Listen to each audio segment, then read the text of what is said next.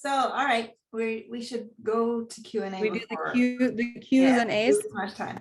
But before we do, everyone, I have no raised hands right now. So while people are busy raising their hands, I have someone who wrote in and asked, so his name is JR, and he says, perhaps the largest part of my author platform is connecting with teachers and librarians to use the educational content in my novels as inspiration for further exploration. Do you have any advice on further strengthening those relationships? Are there library or school reading associations you're aware of that I should approach? This reminds me, Sharon, of when I worked at Goose Bottom, and I would do like mass mail. We would put together these like info packets about at your like kitchen table and mail them out to teachers and librarians. And I think we actually went to a couple schools and libraries in person. It works. Yeah, it works. And we got invited to speak at the California Reading Association. And then the first time went really well, so they kept inviting us back. I think that in the end, I spoke there at least 4 times personally, and another 3 or 4 of the other Goose Bottom writers spoke there because I'd get invited and then I'd recommend. So we got, as a publisher, I got 8 speaking engagements out of those, just that one target on that list for that pack. So doing these little things, everyone, it actually does pay dividends if you know your market. Yeah. But what else will help? To this specific question, one thing that publishers will do is create reading group guides, or, if it is nonfiction, some kind of companion literature for people who are more interested in the topic. So you can bank that kind of stuff for reading group guides, which is a great way to, especially like get the book picked up in schools or libraries.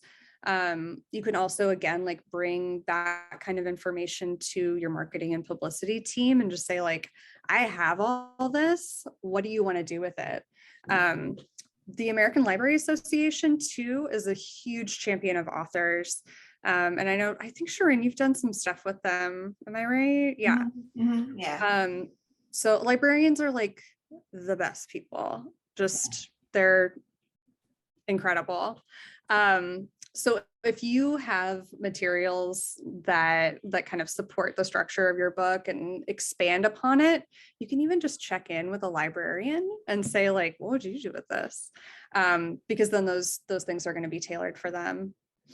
I think the other thing that makes me think of, Sharon, is deciding like what your goal is and what is enough for you, because there's kind of always more you can be doing. It's like, okay, we sent all those packets, then we could send copies of books to a different list. Then I could spend all night like researching, different community colleges that you could go and teach a course at and make your book the required reading for the course.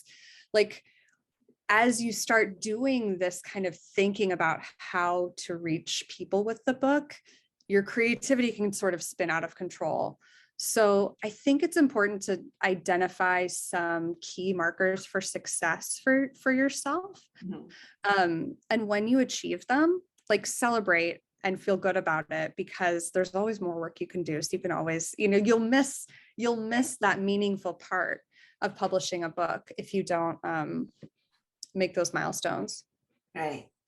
And on top of that, I would also say that it's good to know what your goals are, but for me, it's also good to know. So as Anne says, there are a billion things that you can do. What I try to do are the things that will be good for me and my career, and prioritize that over the things that are good for this book. You see? That's really smart. Yeah. Now that might be different, because there are people out there who they just want this one book. They have no intention of writing another. But I think most of the people in this room want a career as writers. And so you can't do everything. So I try and focus on the things that are going to build my career. Even when we're at Goose Bottom, that's going to support the whole line of books rather than supporting any particular book. Not because all the things that would support that particular book aren't great, but because you can't do everything. So the things that have the most benefit are the things that will take you through your career. So which comes to, marketing yourself and marketing the book. So do you have any thoughts on that, on how writers should market themselves versus their books? Because you've been very much pushing individual books, right? I Because know. you might not get the author back. Yeah, exactly. Yeah, just thinking about the way that I've worked, it's like I've got these books and then I moved on to these books. But I think thinking about like what your through lines are thematically, the at Goosebottom, just for an example, like we had the real princesses and then dastardly dames, and you could say like, they're like, oh wow, like powerful women, and then like bad women, but they were all women who were functioning outside of expectations. So that's part of the through line, and so then you can take that to the next level, and I think Sharon, some of your work continues to like be in that vein. So think about the themes in your writing. And that also opens up a lot of opportunities. So I have this friend who wrote a memoir about growing up in Oakland, mixed race, and her brother was killed in gang violence. So there's like a lot there to explore and a lot of topics that she can go to for the next book or speak on or write op-eds on. Like there's a lot there if you identify those themes, of like race and class and poverty and gun violence. I mean, I chose a really dark example, I'm sorry.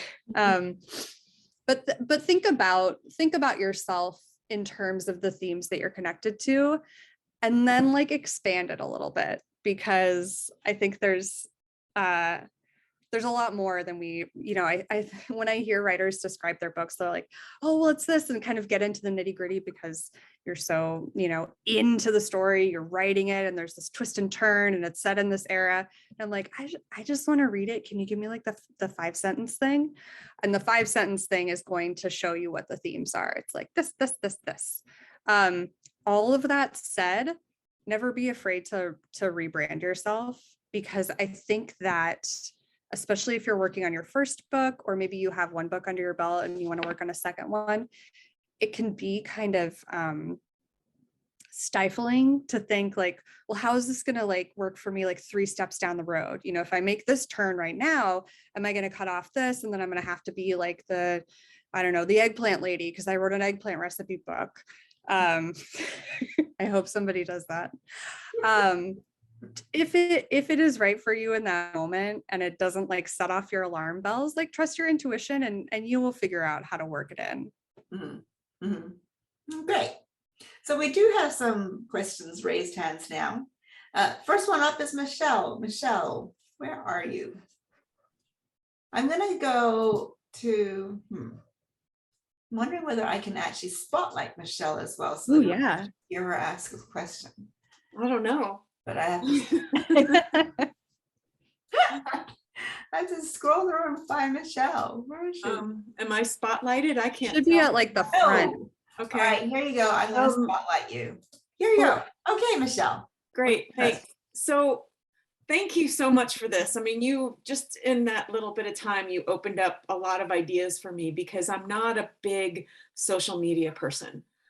I try, but I just don't care to post that much and do things like that, even though I'm connected to a lot of people there and on LinkedIn, and I have a decent presence.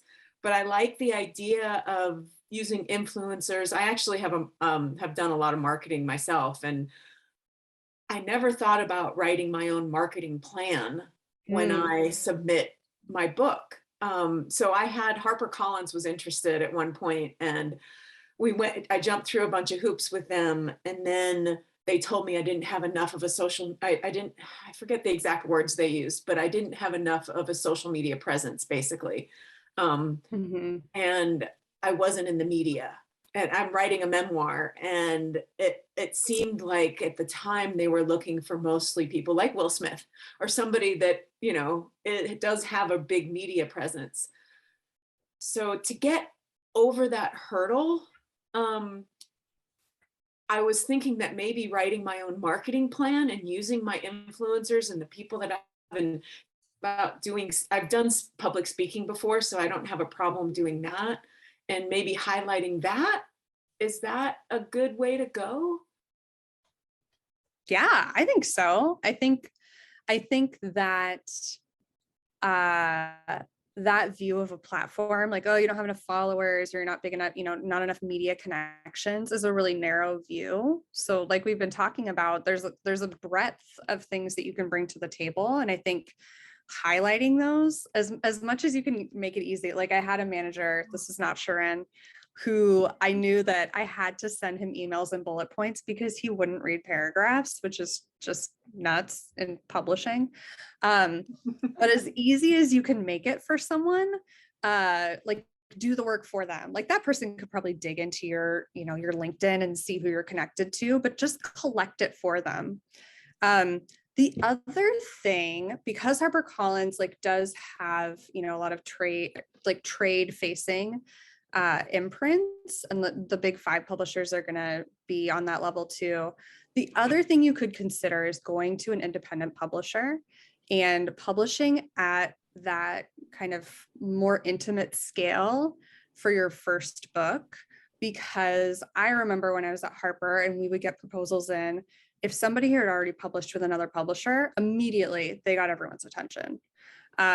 So if that's something you're comfortable with doing, that's another way to indicate that you have some kind of, experience, that the book was good enough to get published, that you're a legitimate person. And then I think that can help a lot too. But I realize that's a pretty big deviation from what you were talking about. Yeah, I mean, one of the things I realized is I had only written my first 3-4 chapters, and I had a decent pitch, but I didn't have a solid book outline yet.